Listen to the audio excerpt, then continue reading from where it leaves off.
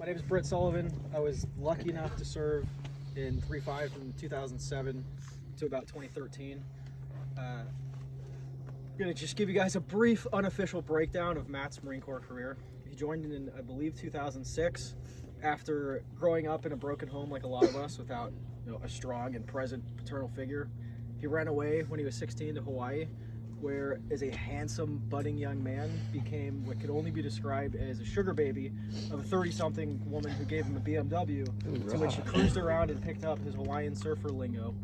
He worked on a cruise ship for a few years at a time before getting bored and deciding that it would be much cooler to be a Marine fighting in Iraq holding a machine gun. He enlisted with the intention of simply being a rifleman. He didn't know what a recon Marine or what a sniper was at the time. He just truly wanted to get some. He thought this was a brotherhood that represented what he wanted to be. Going into boot camp, obviously, honor grad, picks up, was it Meritorious Lance Corporal? Is it honor grad from boot camp? Shows up to SOI, gets the Paul Eisman Instructor's Choice Award, and we all know someone that you just walk in a room and they're just a joy to be around. They make you want to fucking be better. And Matt had that gravity to him everywhere he went. So much that his instructors knew that he was just destined to be a badass and recommended he go to BRC and become a recon Marine. The BRC cadre just hears about him through the grapevine and picks him and pulls him to go to MART, Marines Awaiting Recon Training, the holding platoon. I'm sure there's something for it now. Shows up the first day of BRC to run a PFT and doesn't know what green on green is, so he shows up in green camis and is told to run the PFT in boots and utes. Runs at 300, told that if he needs to run it again and get a 300 if he's going to stay in BRC, smacks it another 300, 2 in a row, boots and utes. Legend has it from then on, every PFT he ran on was in boots, and I don't remember seeing him running in running shoes. 2 weeks into BRC, he falls in love with a girl in Oceanside who turns out to be a young lady from Tijuana who breaks his heart, and he goes UA for 3 weeks to Tijuana to try to mend his relationship. That falls apart, and he shows up back to BRC apologizing, and partly because he was such a fucking stud and that the Marine Corps was hurting on bodies to go to Iraq, they decided to let him stay a Marine and send him off to 3-5. He shows up as a newly promoted PFC to, I think it was Lima Company, deploys with Lima, picks up Meritorious Lance Corporal in Fallujah. By either his own aggression and charisma or his squad leader's lack thereof, he takes over squad leader as a Lance Corporal. Halfway through the deployment, one of his posts gets lit up by a building that the 2 Marines on post identified. Matt runs up, asks where the fire came from, not being on QRF, tries to organize the QRF to go outside the wire. As he's about to step off, the company commander steps in his way, and rightfully so, tells him, stand the fuck down, like, you're not going out. Matt requests mass, gets driven to the BC's office on the other side of Fallujah, and our BC asks him, what are you requesting mass about? And demands that his company commander gets fired for being a pussy. Actually happened. That was the first time Matt got told, okay, sit down, calm down, Matt.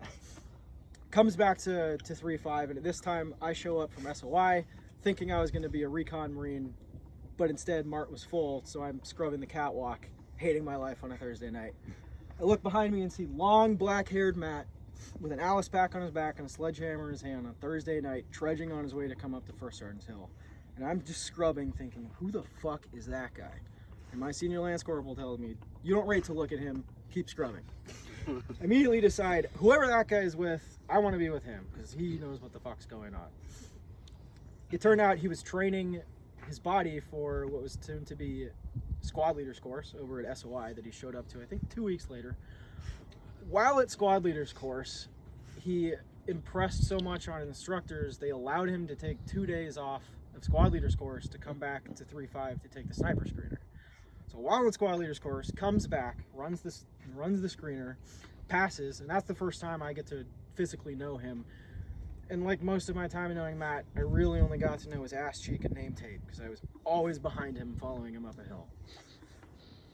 He makes it to the sniper platoon, and so do I. We shortly after that deploy to Okinawa. He gets sent on Advon. While in Advon, rubs the right elbows and gets a seat in Hearst Masters course, graduates Hearst while we're still deploying out there. The first night we show up, Matt and some of his 0311 brothers are at the Palms and get into a little scuffle with the 9th Crime Battalion. And as a Marine cocks back to hit his Hearst brother, Matt steps in and hospitalizes the guy. Carries out his drunk brother to the barracks and does what anyone does, is hide and just tries to stay hidden. So we show up to a shit show hearing, your Marine did what? We need a fucking evidence of this right now. Our first sergeant of H&S at the time is sent to another base on Oki to go grab what it was at the time only on disc evidence of the security camera, because it was all centralized. Matt was, it's hard to describe how fucking just good of a person he was, that our first sergeant somehow lost that CD in between the bases, and therefore it was completely thrown out because there was no evidence. We go through our 31st MEU. I just was blessed to spend time with him. Every time you go in a room with a guy, he just made you want to be better. Without going too much into character, but to the Marine Corps story. So we come back. He immediately goes to Scout Sniper Basic Course, takes honor graduate, high shooter, instructor's choice. Right back to team leaders course, honor graduate, instructor's choice.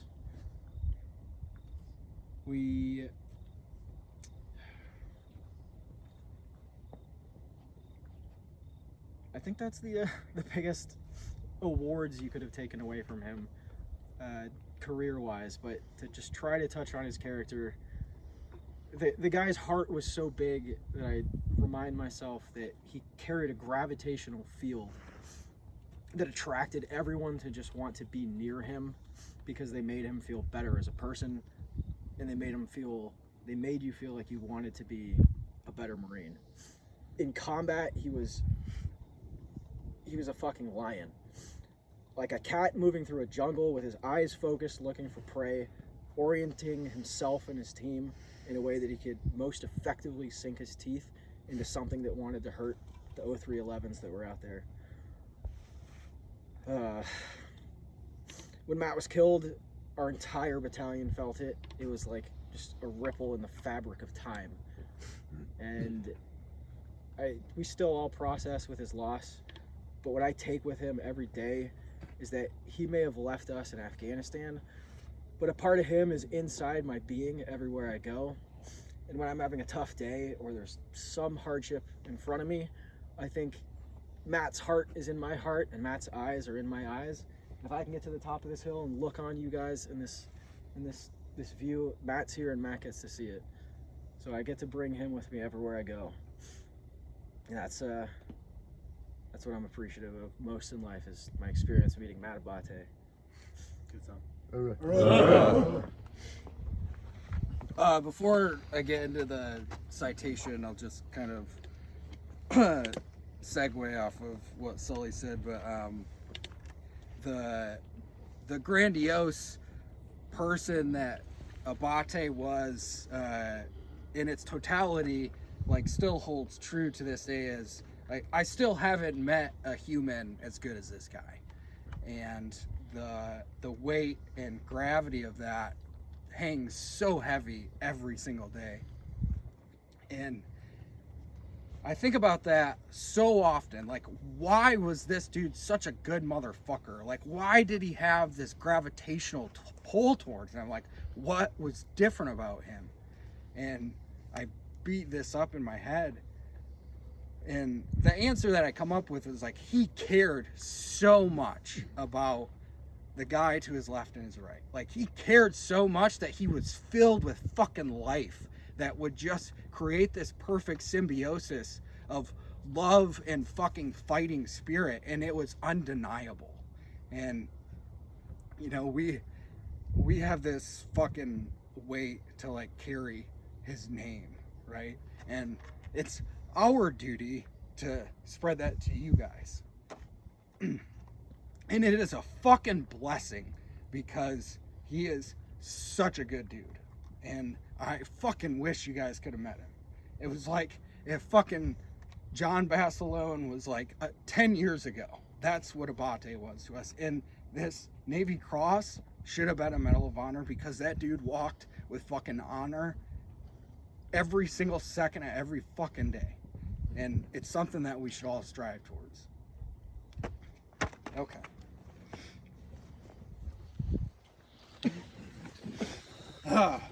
Attention to orders. The President of the United States of America takes pride in presenting the Navy Cross posthumously to Sergeant Matthew Thomas Abbate, United States Marine Corps, for extraordinary heroism as a Scout Sniper Section Leader, 3rd Battalion, 5th Marines, Regimental Combat Team 2, 2nd Marine Division Forward, 2nd Marine Expeditionary Force Forward, Afghanistan, on 14 October 2010 in support of Operation Enduring Freedom. While conducting a dismounted patrol through Sanguin's northern green zone and supporting the patrol as part of the Quick Reaction Force team, the insurgents opened fire from several well-prepared positions. Unknowingly ambushed in a minefield, the patrol members were moving into cover when 2 Marines and the corpsman struck explosive in rapid succession.